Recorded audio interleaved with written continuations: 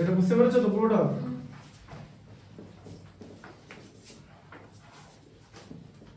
এটা আড়াআড়ি তিন বানাচ্ছে।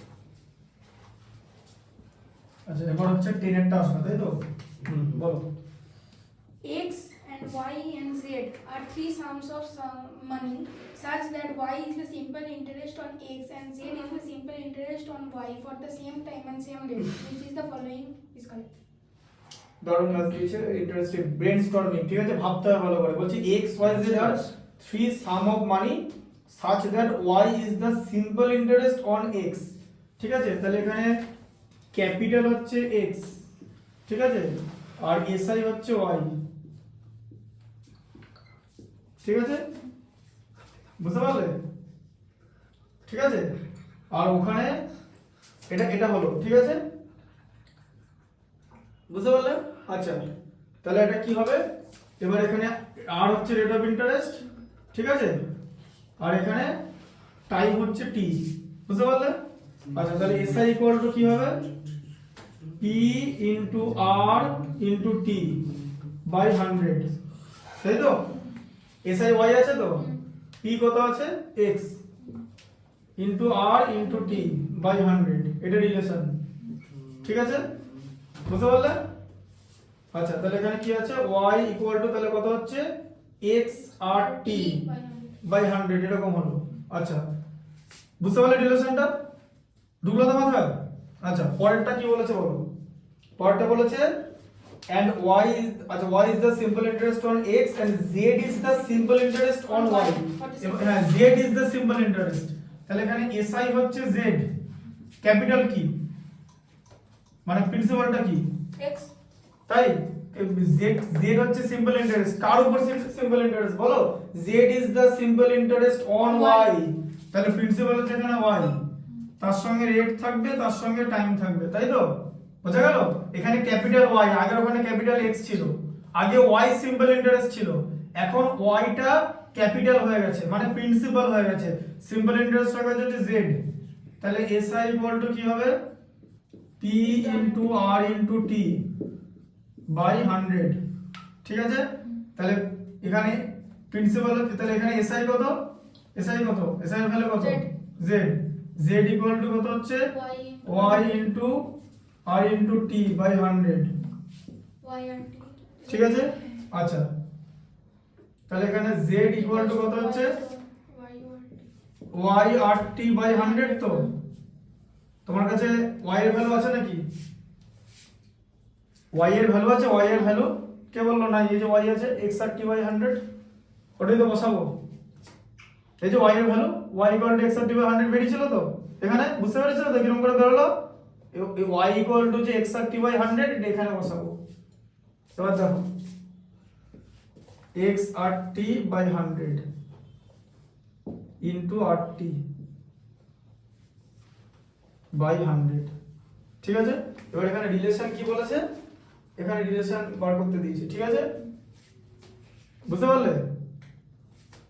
আচ্ছা তাহলে এখানে কি হচ্ছে দেখো, তাহলে z ইকুয়াল টু কত হচ্ছে? এই দেখো x r t by 100 into r t আর 100 দিয়ে ডিভাইড করা 1 বাই 100। ঠিক আছে, এরকম হলো। বুঝতে পেরেছো? এটা হচ্ছে z ইকুয়াল টু তাহলে দাঁড়ালো। ঠিক আছে, বুঝতে পেরেছো? আচ্ছা z ইকুয়াল টু এরকম। এবার তোমাকে ভালো করে বুঝতে হবে যে z x আর y এদের মধ্যে রিলেশন কি বলেছে? x y আর z এদের মধ্যে রিলেশন বার করতে বলেছে। ঠিক আছে, বুঝতে পারলে? আচ্ছা এবার এখানটা দেখো ভালো করে। আচ্ছা x r t by 100 equal to y হচ্ছিল তো? আচ্ছা তাহলে 8t বাই 100 কত? y বাই x তো, হ্যাঁ 8t বাই 100, x টা এখানে মাল্টিপ্লিকেশন ছিল নিচে হয়ে গেল তো, তাই তো? বা এরকম ক্রস মাল্টিপ্লিকেশন করলে এটি আসবে তো 8t বাই 100। ঠিক আছে, আচ্ছা তাহলে এখানে z ইকুয়াল টু x, তাই তো? হ্যাঁ 8t বাই 100 আছে তো, দেখতে পাচ্ছ 8t বাই 100। আচ্ছা y বাই x, হয় তো? ঠিক আছে, আবার RT/100 আছে তো, দুবার RT/100 আছে তো, হ্যাঁ আবার কত হলো y/x। আচ্ছা x কেটে গেল তো, তাই তো, তাহলে z ইকুয়াল টু কত হলো y² x হলো তো, হ্যাঁ z equal two y² x হলো তো, হ্যাঁ কি আছে বলো, আচ্ছা relation z equal two y², দেখো দেখো কি হলো তাহলে, তাহলে এখানে কি হবে রিলেশন কি y² ইকুয়াল টু দেখো y² ইকুয়াল টু zx, দেখো এবার ক্রস মাল্টিপ্লিকেশন করো, ক্রস মাল্টিপ্লিকেশন, এই যে ক্রস মাল্টিপ্লিকেশন, তাই তো, হ্যাঁ y² ইকুয়াল টু কত আসছে, zx আসছে তো, কত অপশন,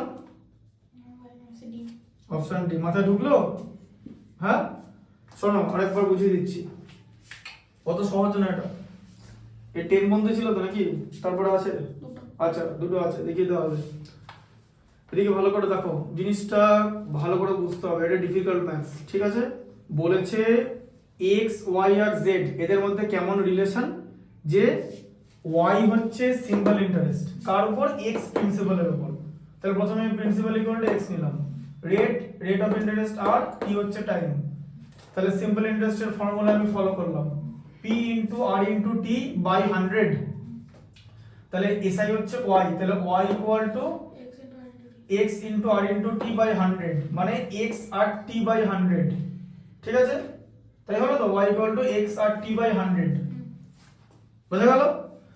আবার কি বলেছে, বলেছে z হচ্ছে y এর উপর সিম্পল ইন্টারেস্ট, তাহলে এখানে y প্রিন্সিপাল, তাহলে p এর জায়গায় y, SI এর জায়গায় z, আর t into r into t by 100 যেরকম ছিল, তাহলে z equal to y R t, এরকম হলো তো, বুঝতে পারলে, ঠিক আছে, তুমি এখান থেকেও করে দিতে পারো, কিন্তু y আর t বাই 100 পেয়ে গেলে এবার r t বাই 100 কে এখান থেকেও করে দিতে পারো, দেখবে দেখো z equal to y R t by 100 ছিল তো, এই দেখো r t বাই 100 এর ভ্যালু দেখে নাও, y আগে ছিল তো, r t বাই 100 এখানে তো r t বাই 100 পেয়েছিলাম, এই যে এই দেখো x r t by 100 equal to y, এটা ইকুয়াল টু এটা হলে এটা ইকুয়াল টু তো এটা হবে, ঠিক আছে, তাহলে এখান থেকে r t বাই 100 যদি বার করি, x টা এখানে মাল্টিপ্লিকেশন ছিল, তাহলে লেফট সাইডে যদি মাল্টিপ্লিকেশন থাকে ইকুয়েশনের রাইট সাইডে সেটা নিচে চলে যাবে ডিভিশন, ঠিক আছে, তাহলে এখানে y into y by x এই যে এরকম তো হলো, ঠিক আছে, তাহলে z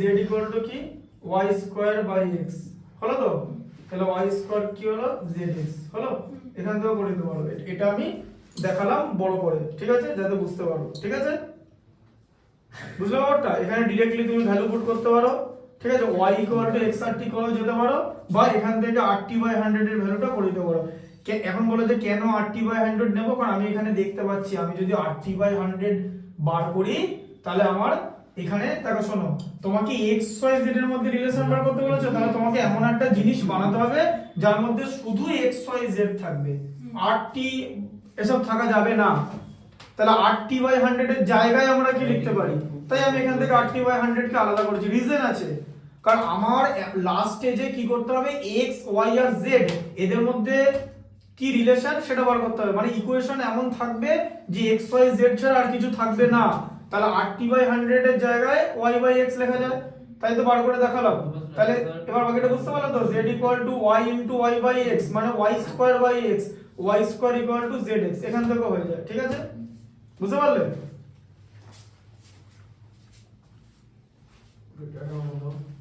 দাদা